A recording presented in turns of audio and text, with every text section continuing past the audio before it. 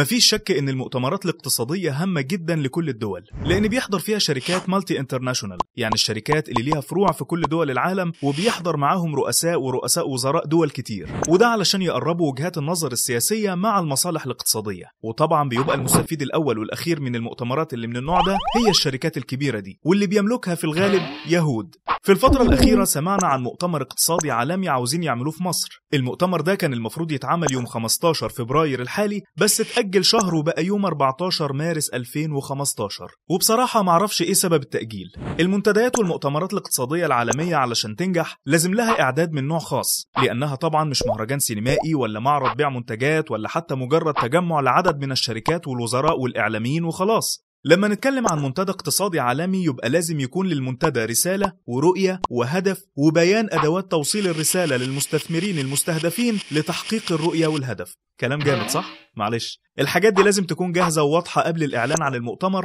وقبل توجيه الدعوة للحضور، ولازم يسبقها كمان مجموعة من التجهيزات والتحضيرات زي مراجعة التشريعات القانونية المتعلقة بالضرائب وإعادة صياغتها بغرض تشجيع الاستثمار في مصر وبما يتفق مع قوانين الضرائب المعمول بها في معظم دول العالم، وكمان إعداد خطة تنفيذية شاملة ومزمنة لتطوير وتحديث البنية التحتية على مستوى الجمهورية وخاصة المناطق الصناعية، زي مشاريع توفير الطاقة بكافة مصادرها وأنواعها، ومشاريع الطرق الداخلية والإقليمية وربطها بالطرق الدولية، ومشاريع المياه والصرف الصحي، ومشاريع شبكة مياه الري الزراعي إلى آخره. الإعداد الجيد لاستراتيجية التنمية الشاملة، يعني المشاريع المقترحة والمعروضة للاستثمار لازم تكون واضحة ومحددة ومبين معاها الخدمات الملحقة بها زي الطرق والنقل والطاقة وغيرها. المشاريع المتاحة للاستثمارات دي بقى لازم تكون بالمشاركة مع جموع الشعب المصري بكافة فئاته، ويبقى واضح فيها نسبة تشغيل العمالة المصرية ونسبة المكون المحلي في الخامات المستخدمة ونسبة مساهمة الشركاء المصريين في رأس المال.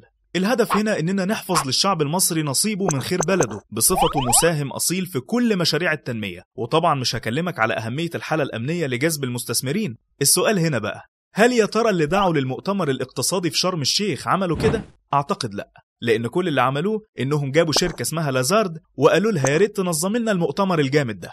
وتطلع ايه بقى شركة لازارد؟ شركة لازارد دي يا سيدي شركة يهودية، والمديرة بتاعتها في مصر واحدة اسمها دينا الخياط. الست دي إسرائيلية الجنسية، وكمان متهمة بالتخابر لصالح أمريكا بأدلة مثبتة صوت وصورة، لأنها سنة 2002 حضرت اجتماع للجنة العلاقات الخارجية في مجلس النواب الأمريكي باعتبارها خبير إقليمي، يعني علشان يقولوا لها خطة أمريكا الاقتصادية لمنطقة الشرق الأوسط لتأكيد السيطرة الأمريكية اقتصاديا على المنطقة لضمان أمن إسرائيل.